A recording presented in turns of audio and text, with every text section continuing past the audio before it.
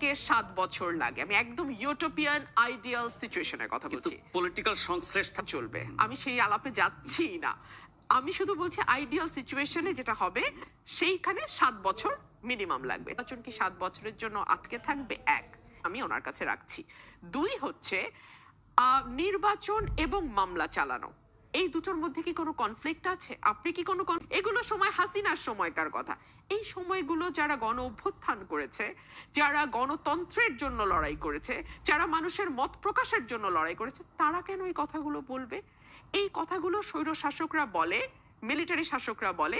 কেন বলে? কারণ তারা তাদের অবৈধ ক্ষমতাকে প্রলম্বিত করতে চায়। দীর কথা বলবে, সেকেন্ড রিপাবলিকের কথা বলবে, তারা সংবিধান সংশোধনের কথা বলবে, তারা ফ্যাসিবাদের মানে ভিত্তিভূমি হিসেবে যে সংবিধানকে মনে করে সেটাকে পরিবর্তন করে এমন একটি সংবিধানের কথা বলবে যেটা গণমানুষের কথা বলে।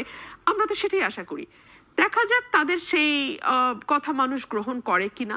মানুষ যদি গ্রহণ করে, সেটা তারা ভোটের মাধ্যমেই তাদের মতামতটা জানিয়ে দেবে।